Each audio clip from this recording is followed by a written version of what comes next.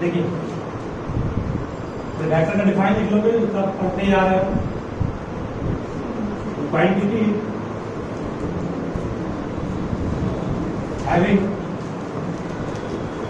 having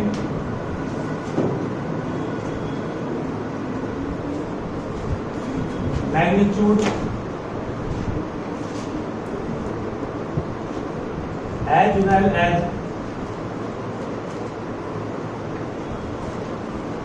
direction is called vector. मतलब जिस quantity के पास मैग्नीट्यूड के साथ साथ डायरेक्शन भी होगा वैसे क्वांटिटी को हम लोग कहते हैं वेक्टर क्वांटिटी। मीनिंग क्या इसका हो, जैसे मान लो तुम लिखते हो ये एक्स एक्सिस है, ये एक्स एक्सिस है, ये है तुम्हारा वाई एक्सिस, ये ऑरिजिन में मान लो ये 1 2 3 4 5 -1 -2 -3, ये 1 2 3 -1 -2 -3, ये 1 है, ये 2 है, ये 3 है, ये -1 है, -2 है, -3 है, -1 -2 -3।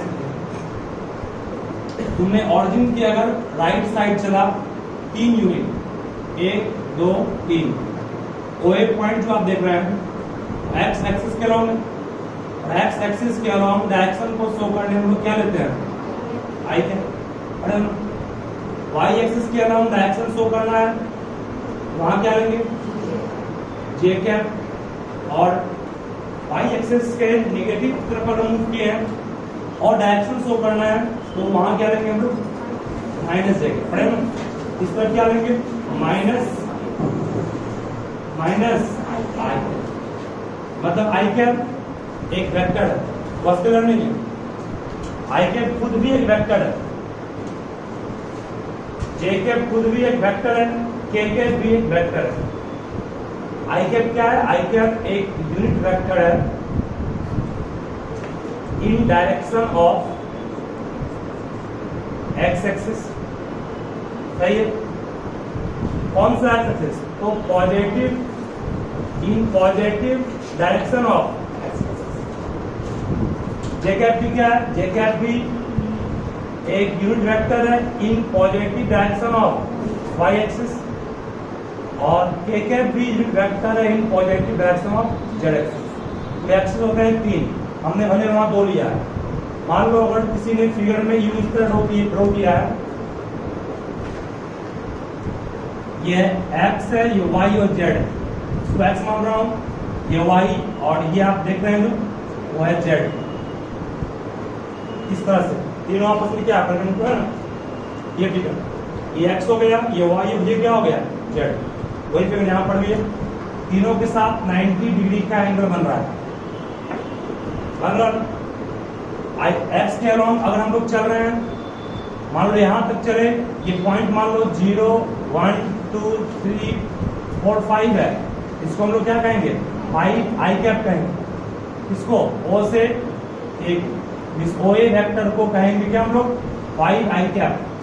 और हम लोग वाई के अलाउंग चले हैं 1 2 3 4, जहां तक चले हैं पॉइंट मान लो बी है, ओ बी वेक्टर को क्या कहेंगे, ओ बी वेक्टर को कहेंगे 4 जे कैप।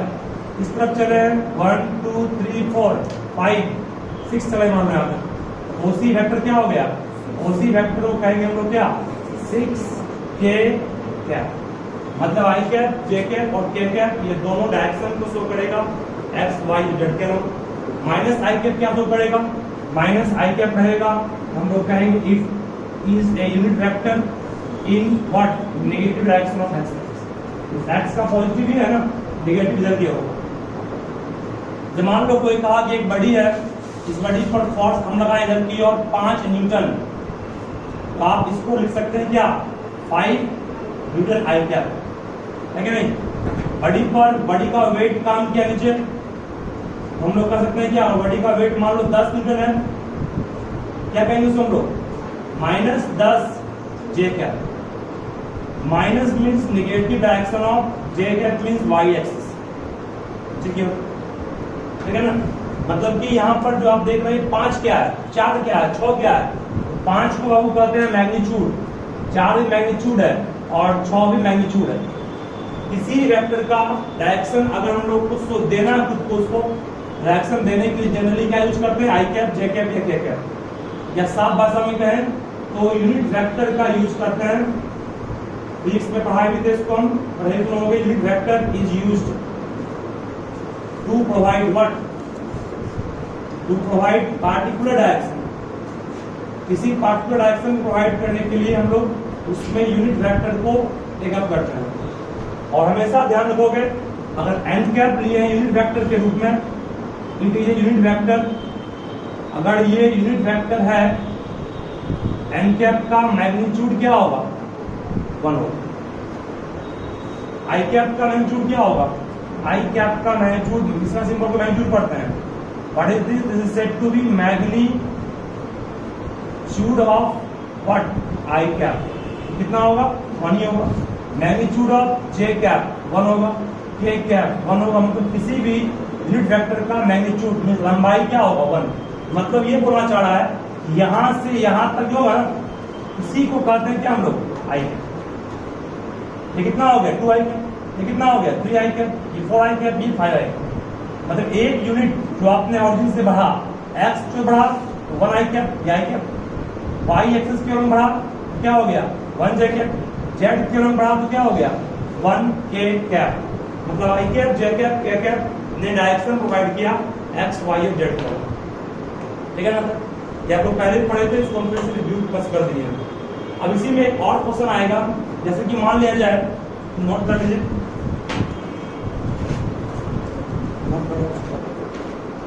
अब सपोज करो कि तुम्हारे पास एक वेक्टर दिया हुआ, पॉइंट दिया हुआ है, मान लो एक्स एक्सिस है, सपोज करो एक्स एक्सिस है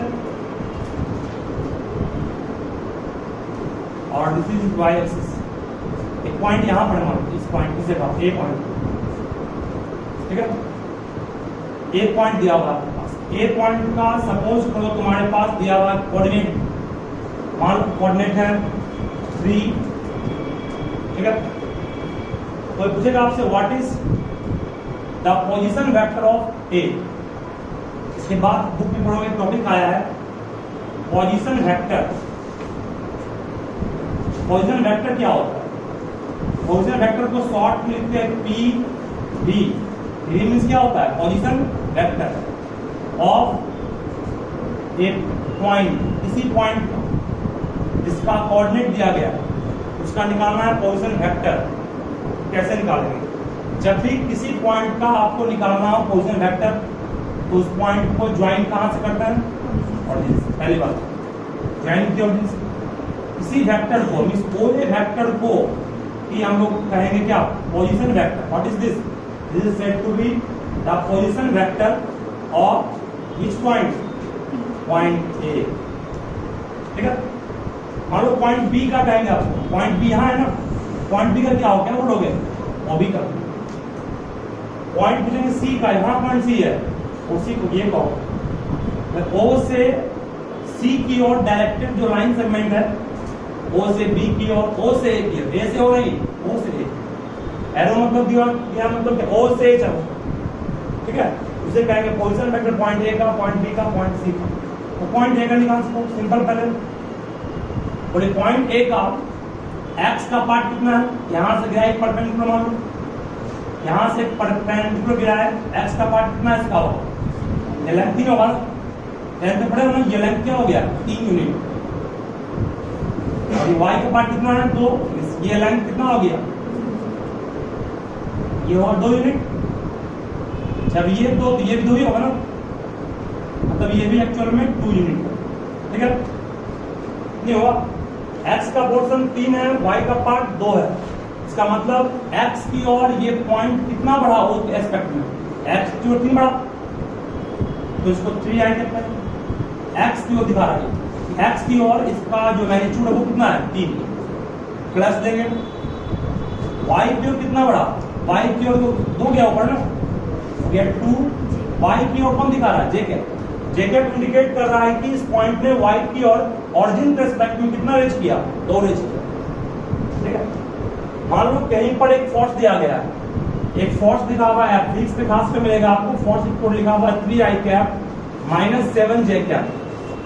इसका मतलब क्या होगा, फोर्स कहां लग रहा है, इसका मतलब हुआ कि फोर्स आपका, देखो ये एक्स एक्सिस है, ये क्या है वाई एक्सिस है, एक्स का मान 3 तक गया, मतलब फोर्स 3 गया किधर की ओर, 3 गया एक्स की ओर, वाई को कितना गया -7, नीचे होगा ना, -1 -2 -3 -4 -5 -6 -7, तो ये इस डायरेक्शन में फोर्स काम किया। ठीक है, इसका मतलब ये हो गया कि फोर्स का डायरेक्शन इधर है, इस डायरेक्शन को कहीं का सिर्फ फोर्स लगा है हमारा, और कहीं का F इक्वल टू सपोज को लिखा हुआ सिर्फ 3i क्या, का मतलब क्या हो गया, फोर्स का पूरा कंपोनेंट x के लॉन्ग काम, कहीं का हुआ F इक्वल टू -3i क्या, इसका मतलब समझना कि फोर्स का सारा कंपोनेंट इधर काम किया। ठीक है, मतलब कि ये जो आपको बता रहे हैं, ये इंडिकेट कर रहा है फोर्स का डायरेक्शन, डायरेक्शन के साथ पूछेगा फोर्स लगा कितना, 7 3 10 नहीं कहना, 3 लगा एक्स की ओर, हेल्प की ओर, हमने कहा 10 हो गया, 10 नहीं कहना, 10 नहीं कहना तो क्या होगा, तो उस फोर्स का लंबाई, उस फोर्स का मैग्नीट्यूड, मतलब ये फोर्स कितना लंबा है, इसको लेंथ नहीं कहेंगे हम लोग, इसको कहेंगे मैग्नीट्यूड कहेंगे। समझने के लिए लेंथ तुम समझ सकते हो, एक्चुअल में ये क्या है, मैग्नीट्यूड है, फोर्स का अमाउंट कितना है, अमाउंट निकालने 7 3 10 नहीं बोलना आपको, अंडर रूट एक्स का कंपोनेंट प्लस वाई का कंपोनेंट क्या है -7 है, जोड़ेंगे कितना आएगा, 9 + 49 58, सहमा के इतना न्यूटन फोर्स काम किया है, किस डायरेक्शन में, इस डायरेक्शन, समझ ये हो गया। ठीक है, किसी ने कहा मान लो कि मैं मूव किया, डिस्प्लेसमेंट दिया हुआ है, डिस्प्लेसमेंट सपोज को दिया हुआ है s, डिस्प्लेसमेंट हो गया, ऊपर वेक्टर लग गया, इसका answer 3i cap plus 7j cap plus 2k cap. हमने कहा मूव किया, स्पेस से मूव किया, स्पेस में कैसे मूव किया, मान लो ये x एक्सिस है, ये y है और ये z है, x की ओर कितना बढ़े 3 बढ़े, y की कितना बढ़े 7 बढ़े, और z की ओर कितना उठे 2।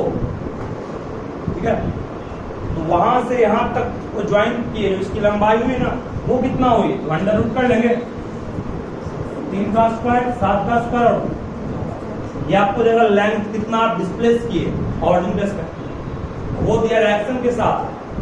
ठीक है, मान लो कि कोई स्टूडेंट्स ने कहा कि सर मैं मूव किया इस डायरेक्शन में, इस पॉइंट का कोऑर्डिनेट दिया हुआ है -2 5, बताओ उसका डिस्प्लेसमेंट क्या हुआ, डिस्प्लेसमेंट वेक्टर है, आपको अब दिखाना पड़ेगा i cap j cap, x के कितना कंपोनेंट गया -2i कैप, नेगेटिव है, y कितना गया 5j कैप।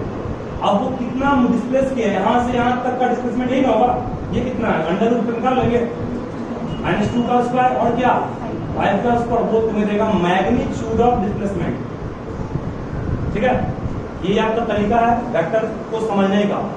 कहीं पर अगर इस तरह लिखा, इसका मतलब क्या हुआ, इसका मतलब समझोगे फोर्स 3 न्यूटन एक्ट के एक्स के लॉन्ग और 7 और 2 एक्ट क्या कहां के लॉन्ग, वाई के लॉन्ग, ऊपर की फोर्स में बड़ी डिस्प्लेस इधर किया, उधर ही करेगा, इधर आपको कर देंगे इसका, यहाँ पर दिन आंसर बड़ी यहाँ था तो बड़ी मूव करके इस डायरेक्शन मूव किया, इस फोर्स से कारण यही होता है आपका वेक्टर। ठीक है, नोट कीजिए इसको, तो ये आपको नोट नहीं करना है, नोट अब हम करवाते हैं किसी और चीज को, इसको नोट करोगे, मतलब ये था सीखने के लिए। अब नोट पे मुझे बोल रहे हैं वो, मान लो तुम्हारे पास एक आर्बिट्री पॉइंट है, वो लेट टॉपिक फॉर्म करो, position vector of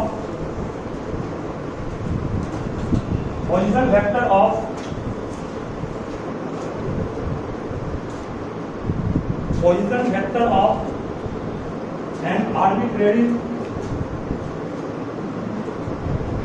point, position vector of an arbitrary point P, arbitrary point P, bracket में x, y, z,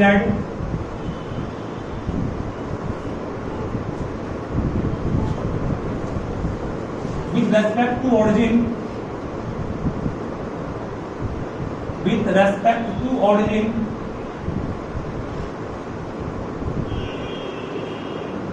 is given by is given by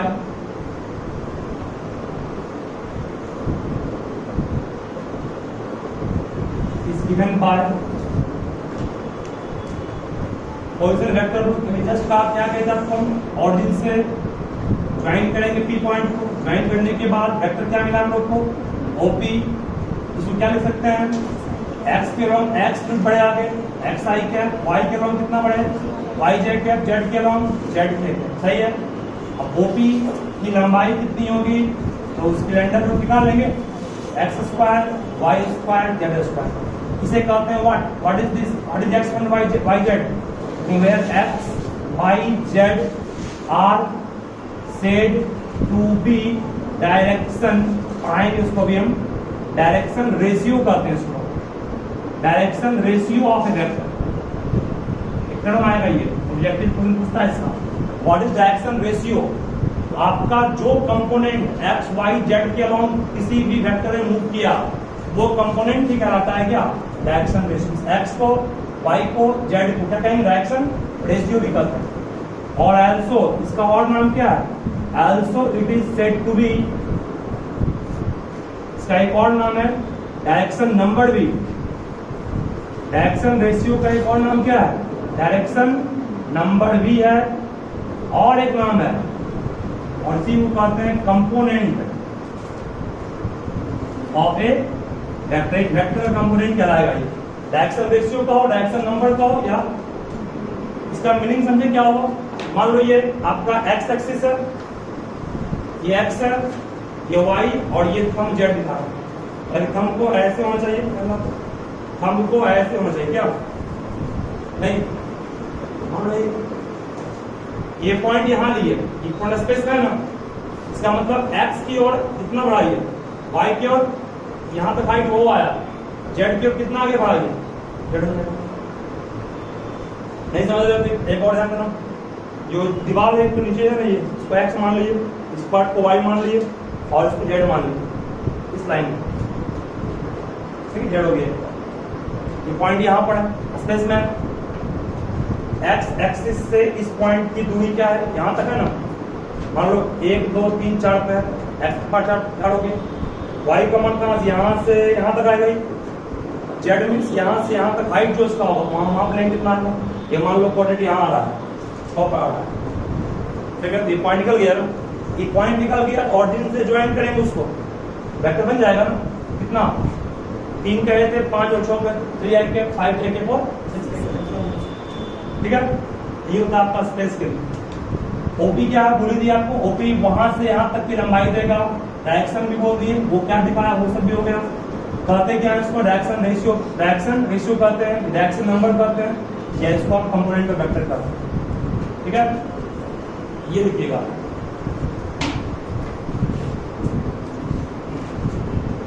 अब निकालने का है what is the position vector of QP, निकालने का दिया QP का जब निकालने का है, किसी भी 2 पॉइंट को कोई वेक्टर ज्वाइन कर रहा है, Q से P को किसी भी 2 पॉइंट को कोई वेक्टर ज्वाइन कर रहा है, तो उस वेक्टर का पोजीशन वेक्टर अगर निकालने का रहा है तो उसके लिए आपको बाद वाले पॉइंट का कोऑर्डिनेट में QP है ना, QP है, P में Q को माइनस करें, क्या आएगा x1 माइनस x2 i का, फिर क्या आएगा y1 माइनस y2 j का, और फिर क्या आएगा z1 माइनस z2 k का।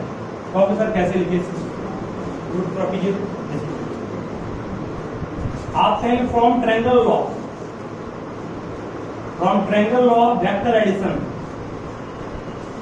कहोगे सर ये क्या होता है, ये पढ़े नहीं हो, याद रखना बोल रहे आपको, चलना पड़ा O से की कहां गए Q तक, फिर कहां गए Q से P तक, O से P गए, O से Q गए, फिर Q से P गए, डिस्प्लेसमेंट कहां से कहां हो, O से P हुआ, क्या इसको भी नहीं कर सकते हैं, सही है। आप अगर कोई ट्रायंगल का 2 लगातार साइड, मान लो A B गए, B से C गए, तो आपका ट्रायंगल वो कहता है कि AB plus BC equal to क्या आएगा, AC है, जहाँ पे A से C गए।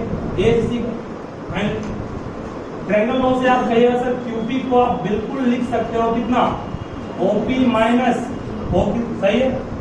OP का मान भी जस्ट को क्या निकाले थे हम, x1 i cap, y1 j cap, z1 k cap, और OQ का मान क्या आएगा,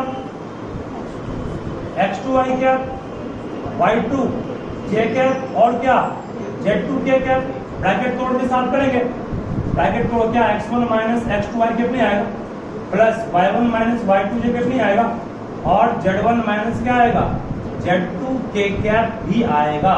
इसका मतलब ये हुआ किसी भी दो पॉइंट के बीच अगर निकालना हो पोजीशन वेक्टर तो आप इस तरह निकालते हैं, ठीक है। इसको अच्छे से फिगर ड्रॉ करके लिखो, लिखते हैं इस तरह से, पढ़ते हैं इसको डायरेक्शन कोसाइन।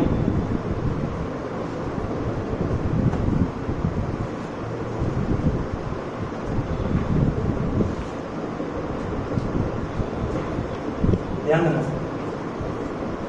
मान लो हमारे पास तीन म्यूचुअल परपेंडिकुलर एक्सिस है, X axis, Y axis, Z axis, और एक वेक्टर